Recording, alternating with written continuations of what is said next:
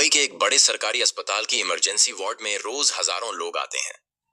किसी का एक्सीडेंट, किसी को हार्ट अटैक, किसी की जान बची, किसी की छूट गई। लेकिन उस दिन जब एक बूढ़े आदमी को स्ट्रेचर पर लाया गया तो कोई रोया नहीं, कोई साथ नहीं आया, कोई सवाल नहीं पूछा। सिर्फ एक नाम लिखा था उसके बेड के बोर्ड पर, अनजान मरीज। उसकी उम्र करीब 80 साल रही होगी।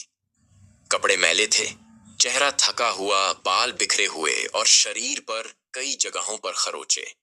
लेकिन जो सबसे ज्यादा चुभता था वह था अकेलापन। डॉक्टरों ने फॉर्मेलिटी में इलाज शुरू किया, पर कोई उसे अपना कहने वाला नहीं था। इसी बीच आई नर्स प्रिया, 24 साल की, शांत सहृदय और थोड़ी सी अलग उसकी आंखों में। हर मरीज के लिए इंसानियत झलकती थी। जब बाकी नर्सें वार्ड के बाकी कमरों की ओर चली गईं, प्रिया उस अनजान मरीज के पास रुकी। उसने उसकी ड्रिप चेक की, तकिया ठीक किया और उसके पैर के पास बैठकर हल्के स्वर में कहा, बाबा सब ठीक हो जाएगा, मैं हूं ना। उसे पता नहीं था कि वह सुन सकता है या नहीं, लेकिन उसने सुना। हर दिन प्रिया वही रूटीन दोहराती, उसका चेहरा साफ करती, उसके बाल संवारती, कभी कभी अपने टिफिन से खिचड़ी निकालकर एक चम्मच मुंह में डालने की कोशिश करती। उसका कहना था, ये मेरे पापा नहीं है, लेकिन किसी के तो होंगे, और जब तक उनके अपने नहीं आएंगे तब तक मैं ही अपनी बन जाऊंगी। वार्ड के बाकी स्टाफ उसे चिढ़ाते भी थे। क्या जरूरत है इतना करने की प्रिया, यह सरकारी मरीज हैं, इनका कोई नहीं होता। लेकिन प्रिया मुस्कुराकर कहती, अगर कोई नहीं है तो क्या इंसान नहीं है। उस अनजान बूढ़े की हालत धीरे धीरे स्थिर हो रही थी, लेकिन उसने अब तक एक शब्द भी नहीं बोला। एक दिन जब प्रिया उसकी सफाई कर रही थी, उसने देखा कि उस बुजुर्ग की जेब में एक फटा हुआ कागज है, शायद किसी तस्वीर का हिस्सा। वो कागज बहुत हल्का था, लेकिन उस पर एक नाम लिखा था, विवेक। प्रिया को लगा शायद यह उनके बेटे का नाम होगा। उसने अस्पताल के रिकॉर्ड में विवेक नाम से कुछ खोजने की कोशिश की, लेकिन कुछ नहीं मिला। 12 दिन हो गए और उस अनजान मरीज की देखभाल अब प्रिया के दिन का सबसे जरूरी हिस्सा बन गई थी। हर सुबह प्रिया सबसे पहले उसी बेड पर जाती और हर रात ड्यूटी खत्म करके वहीं 2 मिनट बैठती। उसने उसे दवा दी, देखभाल दी, और वह दिया जो शायद उस आदमी को बहुत सालों से नहीं मिला था, सम्मान और अपनापन। लेकिन किसी को अब भी नहीं पता था यह मरीज कौन है, कहां से आया और उसकी कहानी क्या है। दवा दिन था अस्पताल में, वही भीड़, वही शोर, वही अनदेखा अनजान मरीज, निमोड़ा अनमीन। लेकिन उस दिन दोपहर करीब 2 बजे कुछ बदला। अस्पताल के गेट पर एक काली रंग की मर्सिडीज बेंच रुकी। उसके साथ 2 अन्य एसयूवी गाड़ियां थीं। जैसे ही गाड़ी का दरवाजा खुला, एक लंबा तेज चाल चलता हुआ व्यक्ति बाहर निकला।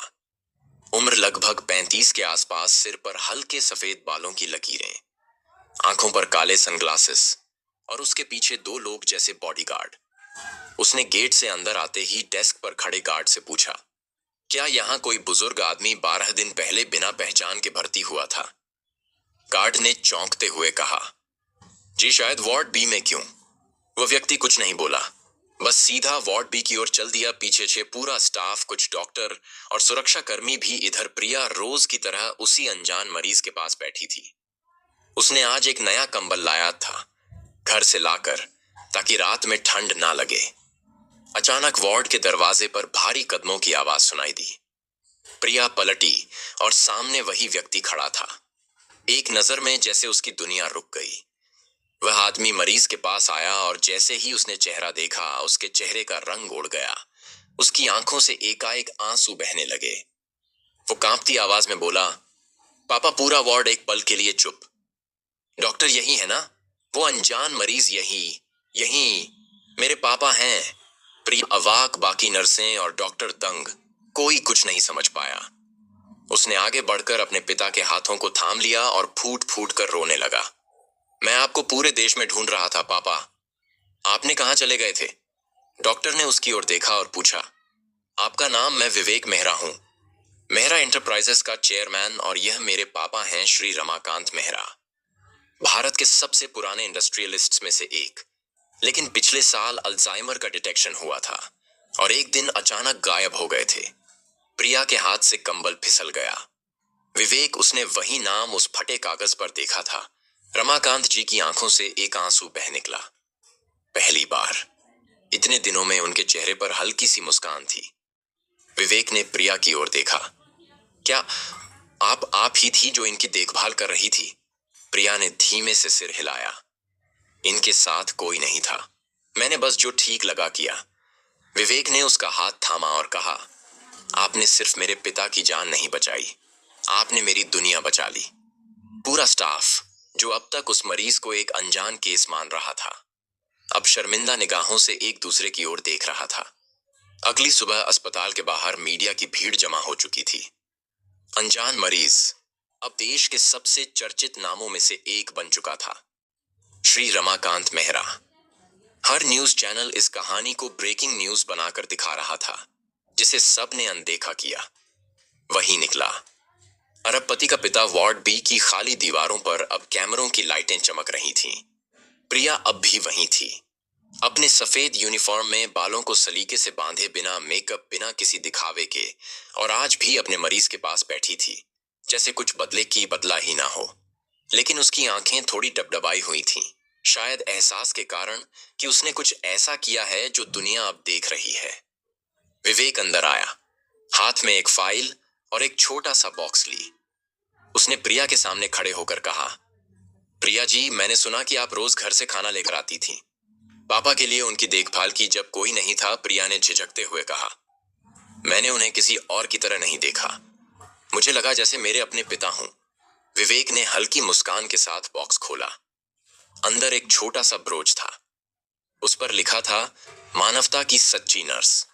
उसने वह प्रिया की साड़ी पर लगाया और कहा, यह कोई सरकारी इनाम नहीं है, लेकिन मेरे दिल से निकला है। आप चाहे तो इसे हटाकर रख सकती हैं, लेकिन मेरे लिए यह मेरे पिता की जान बचाने वाले हाथ की पहचान है। बॉडीगार्ड्स ने तब एक दस्तावेज आगे बढ़ाया। विवेक बोला, और यह मेरी तरफ से एक छोटी सी कोशिश, एक ट्रस्ट, जिसका नाम नर्स प्रेरणा फाउंडेशन होगा, जहां हर साल सैकड़ों जरूरतमंद नर्सों को स्कॉलरशिप मिलेगी। इसकी प्रेरणा आप हैं। पूरा वार्ड ताली से गूंज उठा। डॉक्टर शर्मा, जो पहले प्रिया को केवल ड्यूटी स्टाफ की तरह देखते थे, आज उनके सामने सिर झुकाए खड़े थे। माफ करना प्रिया, उन्होंने कहा, हमने उस मरीज को सिर्फ एक फॉर्म भरने वाली केस शीट की तरह देखा, लेकिन आपने इंसान देखा। अचानक रमाकांत जी की आंखें हल्की सी खुली। उन्होंने प्रिया की ओर देखा और फुसफुसाकर बोले, बेटी, तुम्हारा नाम क्या है? प्रिया की आंखों से आंसू बह निकले। यह पहली बार था जब उन्होंने उसे कुछ कहा था। प्रिया अंकल, वो बोली, और उनके माथे को हल्के से छू लिया। बाहर मीडिया अब भी इंतजार कर रही थी, लेकिन अंदर एक कहानी पूरी हो रही थी, एक इंसानियत की, एक पहचान की।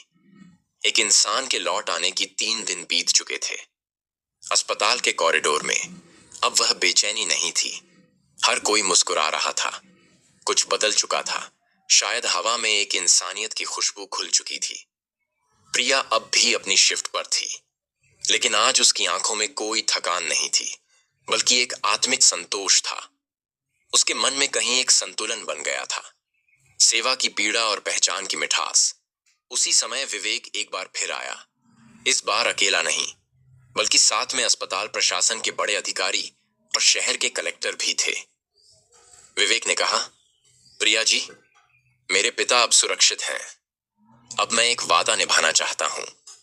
वह सबके सामने एक फोल्डर निकालता है और कहता है, मैं इस अस्पताल में एक नई आईसीयू विंग डोनेट कर रहा हूं, जो प्रिया मेहता करुणा कक्ष के नाम से जानी जाएगी।